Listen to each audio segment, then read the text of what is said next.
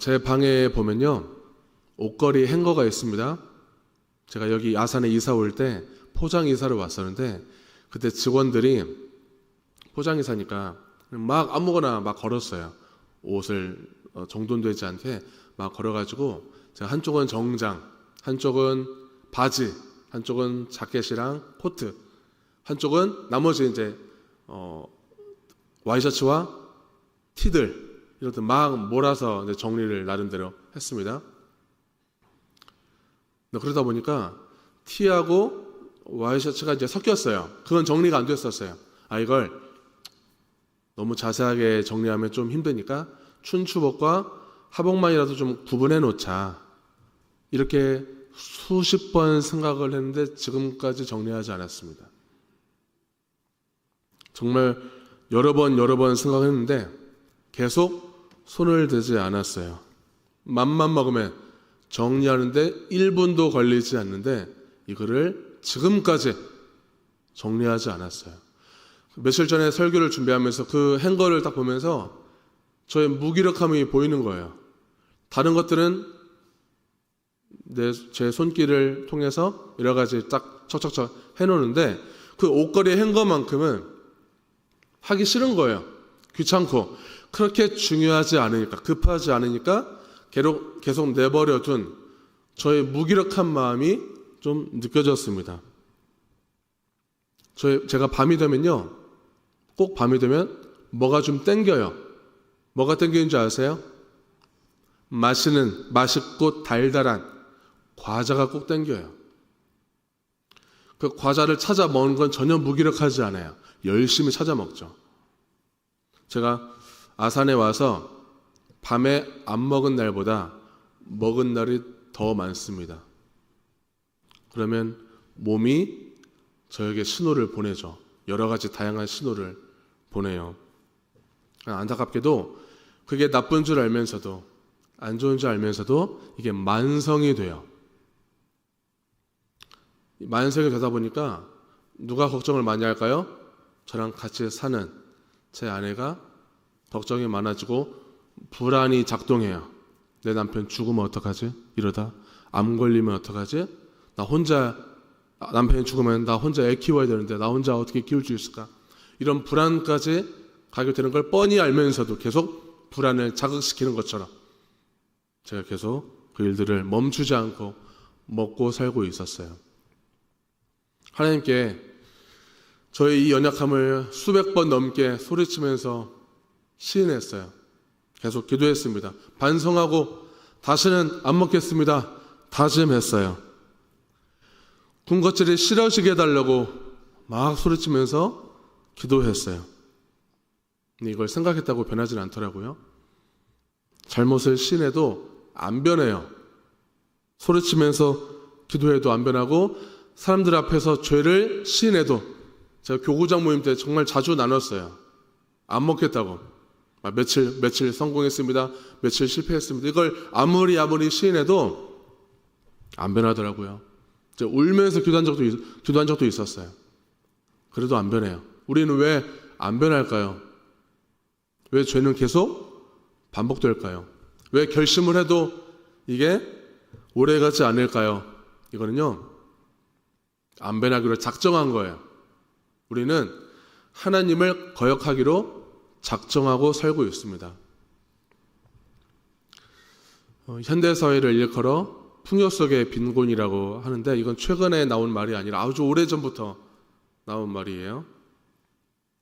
산업화 이후에 물질은 풍요로워졌는데 가치 면에서, 정체성, 관계 면에서 그 기반이 약해지니까 생겨난 새로운 형태의 빈곤이에요. 돈이 없는 빈곤만이 아니라 다양한 형태의 빈곤이 나타났습니다. 과거에는 생존이 중요했는데 지금은 남보다 잘 사는 게 중요해요. 그러다 보니까 끊임없이 다른 사람과 나를 비교하다 보니까 이 상대적 박탈감이 생겨났어요. 외제차 샀어? 이야, 괜찮네. 직장만 해서? 와, 우리 집보다 좋네. 우리 집보다 안 좋네. 계속 비교하는 거죠. 그럼 나는 왜 이렇게 살까? 이런 생각들을 자주 하게 되는 것입니다.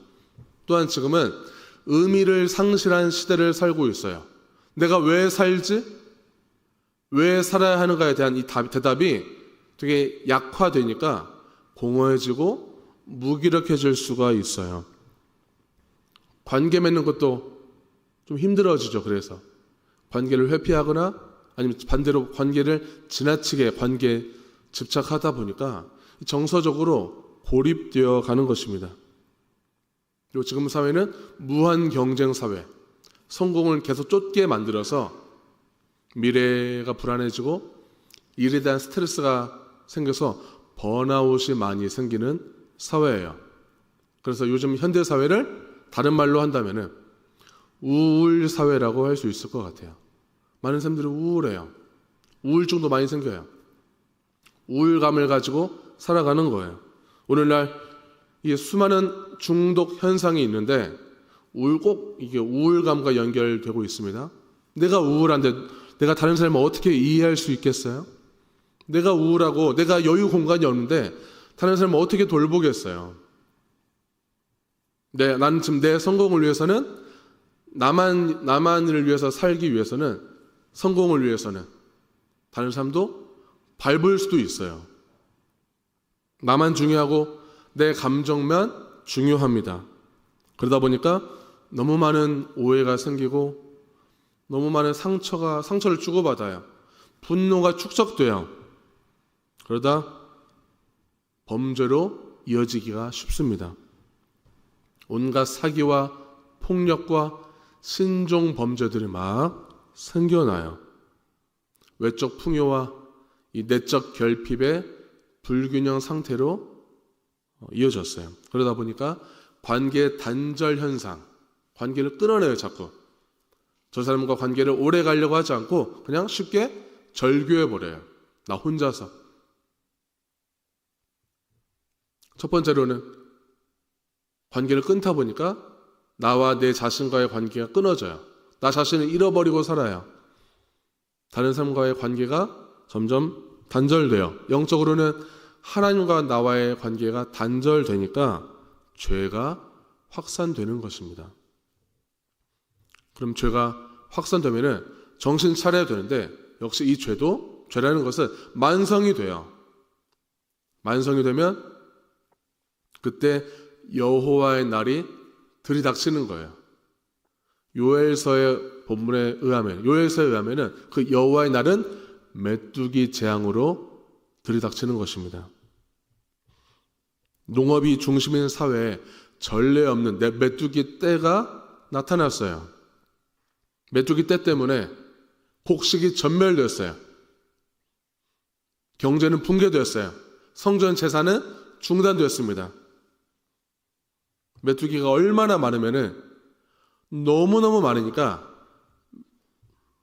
사자 이빨같이 강하다고 비유하고 있어요. 메뚜기 떼를 일컬어서. 이건 자연재해 정도가 아니라 분명한 하나님의 심판이에요. 이건 경고예요. 경고로 받아들여야 돼요. 이 당시 많은 이스라엘 백성들이 우상 숭배를 했죠. 바알신을 숭배했어요. 바알신은 비를 내려주셔서 곡식이 풍성해질 거라고 믿었어요. 우리 삶은 풍요로워질 거라고 믿었는데 메뚜기가 다 먹어치워버리니까 바알신도 어떻게 할 수가 없는 바알신의 무능함이 증명되는 재앙이었어요. 진정한 참신은 비도 주관하시고 메뚜기와 모든 자연 만물을 주관하시는 여호와 하나님만이 참신이라는 것이 증명되는 사건입니다. 우리 그리스도인들이 세월이 갈수록 기쁨과 감사를 많이 잃어버리는 것 같아요. 그리고 스스로 건강을 해치죠. 먹지 말아야 되는데 자꾸 먹어요. 운동을 안 해요.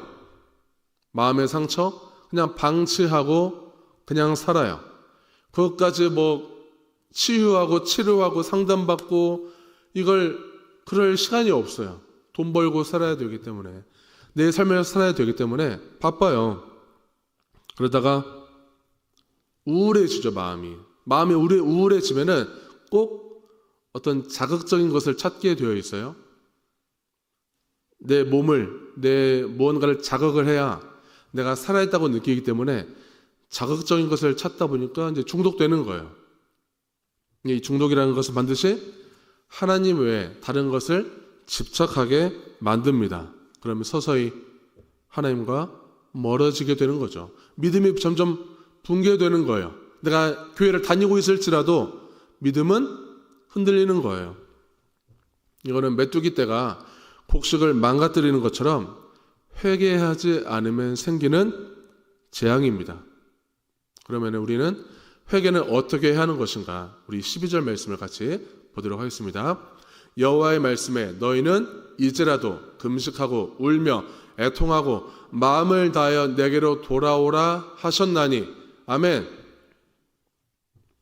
자, 회개라는 것은 애매하지 않습니다. 회개는 아주 명확하게 유턴하는 거예요. 누구한테 유턴해야 될까요? 하나님께로 유턴하는 거예요. 말로만 하는 것이 아니에요. 회개는 운다고 회개되는 것이 아닌 거예요. 내가 종교적 행위를 한다고 해서 고쳐지는 것이 아니에요. 어떻게? 마음을 다하여 돌아오라고 하셨어요. 언제 돌아와야 될까요? 이제라도 돌아와야 하는 것입니다. 여기에 하나님의 긍휼이 들어있어요. 아직 기회가 있으니까 지금 돌이키라는 것입니다. 언제까지 이 기회가 있을까요? 돌이키는 기회가 언제까지 있을까요? 우리 생각에는 아직 내가 살 날이 남았기 때문에 아직 시간이 많을 거라고 생각을 해요. 하지만 하나님은 지금 돌아오라고 하는 것입니다. 하나님의 경고예요, 그게. 지금, 이제라도 돌아와라. 우리가 나중으로 미루고 싶은 걸 즉시 누군가 하라고 하면 우리는 불편해요. 근데 하나님께서는 우리가 미루고 싶은 것을 지금 하라고 하는 거예요. 회개도 미루지 말고 지금 하라. 어떻게? 마음을 다하여 돌이키라. 마음을 다하여 돌이키라는 말은요, 지금 내 하기 싫은 그 고집을 꺾고 전 존재적으로 회개하라는 것입니다. 지금 하라는 거예요. 그 당시 회개 문화가 있었어요. 금식을 했어요. 그리고 베옷을 입었고 죄를 뒤집어 썼습니다. 공개적으로 통곡했어요. 그리고 옷을 찢는 행위를 했어요. 이스라엘 백성들이 이 메뚜기 재앙 때문에 너무나 살기 힘들어서 성전에 모여가지고 옷을 찢으면서 살려달라고 아우성했습니다. 하나님께서는 여기에 뜻밖의 말씀을 하셨어요. 13절 말씀을 같이 보겠습니다. 너희는 옷을 찢지 말고 마음을 찢고 너희 하나님 여호와께로 돌아올지어다. 그는 은혜로우시며 자비로우시며 노하기를 더디하시며 인애가 크시사 뜻을 돌이켜 재앙을 내리지 아니하시나니. 아멘. 무슨 말이에요? 야, 옷 찢지 마. 눈물쇼 하지 마. 다 그거 가짜잖아. 이렇게 말씀하시는 거예요. 아까 회개할 때 죄를 뒤집어 썼다고 했어요. 불에 탄 죄를 뒤집어 쓰는 것은 어떤 강력한 표현이에요. 나는 하나님 앞에서 아무것도 아닌 존재입니다. 나는 무너졌고 죄로 인해서 소멸될 존재입니다 라고 하는 철저히 낮아짐의 강력한 회개 표현이에요. 그런데 이거 하지 말라는 거예요. 그러한 행위 하지 말라는 것입니다. 여기에서 진짜 회개와 종교적 퍼포먼스로 구분할 수가 있을 것 같아요. 문제는 형식만 있지 마음이 없어요. 겉으로는 회개해요. 근데 마음이 없다는 거예요. 삶은 안 바꿔요. 중심을 보시는 하나님께서 안 바꾸려고 하는 우리의 마음을 모르시겠어요? 다 아시죠. 그래서 강력하게 말씀하시는 거예요. 그러한 다양한 외형적 표현들 그딴 거 하지 말고 지금 하나님께 돌아오라는 것입니다. 근데 왜 우리는 마음을 찢지 않고 왜 자꾸만 옷을 찢는 행위만 집착할까? 왜 종교적 행위는 열심히 하는데 왜 마음을 찢지 않을까? 그 이유는 옷을 찢는 행위는 남에게 보이기 쉽기 때문이에요. 우리가 열심히 예배드리는 모습, 손 들고 찬양하는 모습, 눈 감고 눈물 흘리며 기도하는 모습 다 눈에 보이는 거예요. 내 직함, 내 직책, 직분 다 눈에 보이는 거죠. 우리가 성경 필사하고 그 성과를 내는 것, 모든 것들은 다, 모든 다양한 종교적 행위들은 전부 다 거룩함을 가장할 수가 있어요. 사람들을 보기에 괜찮아 보이게끔 액션을 취해서 내 그 조금 남은 죄책감마저 털어버리려고 하는 얄팍한 심리가 있는 거예요. 그러니까 자꾸만 외형적인 표현과 겉으로 보여지는 것에만 집중하는 거죠. 회개한 것처럼 보이게 하기 위해서. 제가 대학생 때 책 한 권 읽고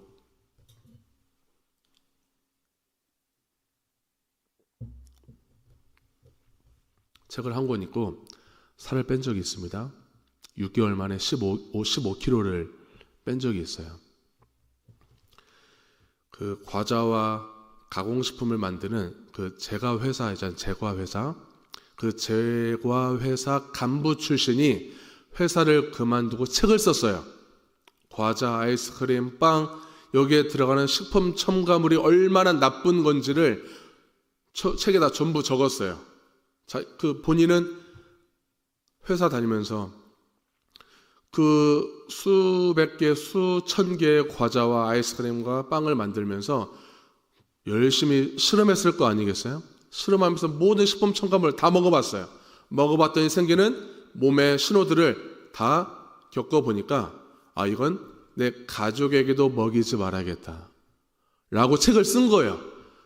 정말 수천 개의 식품 첨가물 종류들을 다 나열해놓고 이거에 대한 폐해들을 다 써놨어요. 전 너무 충격이었죠. 전 과자를 좋아하는데, 아이스크림을 좋아하는데 그 책을 보고 충격받고 살 뺀 거예요. 그때 깨달은 거, 제가 2006년도에 그걸 깨달았거든요. 그때 깨달았어요. 20년 전이네요, 벌써. 과자 중독과 담배 니코틴 중독이 똑같다는 걸 알았어요. 내가 과자를 계속 먹는 것은 담배 피는 거랑 똑같구나. 중독이라는 것은 모든 원리가 다 비슷하다는 것을 알았어요. 근데 그때가 무색하게, 지금은 너무너무도 잘 먹고 있어요. 누가 과자를 주면은 너무너무 좋아요, 기분이. 저분이 날 사랑하는구나, 정말. 이렇게까지 느낄 정도에, 착각할 정도예요. 죄는 계속 반복되고요. 하나님과의 관계는 단절되는 거죠. 밤이 되면 낮에도 땡겨요. 낮에도 안 땡기는 건 아니에요. 낮에는 이제 일하느라 좀 절제는 할 수 있지만 밤에는 나 혼자만의 시간, 그때의 시간이기 때문에 절제하기가 참 어려워요. 그럴 때마다 제 몸을, 제 건강을 계속 해치는 거예요. 하나님이 만드신 이 성전, 하나님의 성전이 자꾸 건강이 나빠지는 거죠. 이런 영적 상태로 제가 설교하고 있으니 얼마나 모순이에요, 목사가. 근데 하나님께서는 이런 상태의 죄인인 우리들에게 원하시는 것이 있습니다. 시편 51편 17절 말씀을 같이 읽겠습니다. 세 번역입니다. 하나님께서 원하시는 재물은 깨어진 마음입니다. 깨어지고 짓밟힌 심령을 하나님은 멸시하지 않으십니다. 아멘.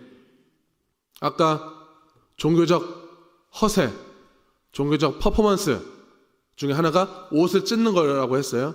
여기서 말하는 옷은 나의 직분, 눈에 보여지는 거예요. 나의 직분, 나의 체면, 종교적 경력, 경건의 모양을 상징한다면 마음은 내 본질이에요. 지금 너희들 옷 찢지 말고, 수선집에서 다 고칠 수 있는 옷을 찢지 말고 지금 너의 박살난 마음을 나한테 가져와라.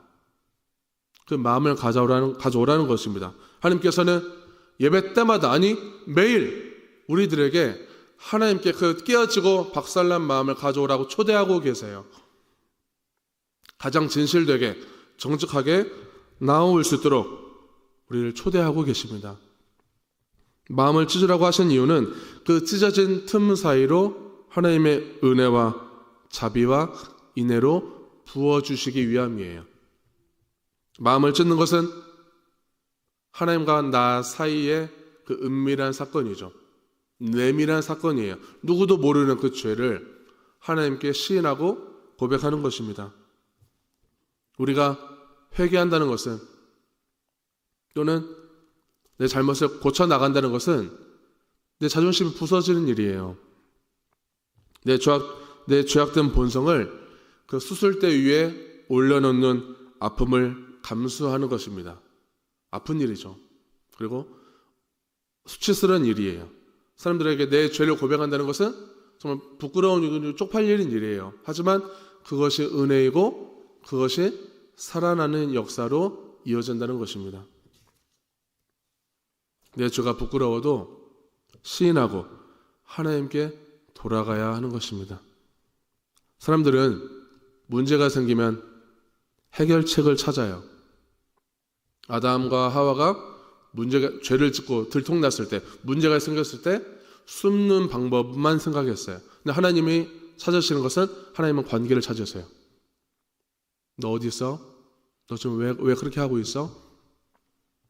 하나님 우리를 찾으세요. 관계를 찾으시는 거예요. 우리가 죄를 짓고 면목이 없죠. 하나님께. 내가 목사인데, 장로인데, 내가 이런 그리스도인인데 하나님께 나아가기가 부끄러울 때가 있어요. 근데 우리가 하나님께 언제든 돌아가도 괜찮은 이유가 있습니다. 우리가 마음을 찢고 가면은 하나님은 자신의 가슴을 찢고 우리를 품어주시는 분이세요. 그게 십자가 사건이에요. 찢기셨어요. 우리의 죄를 위해서.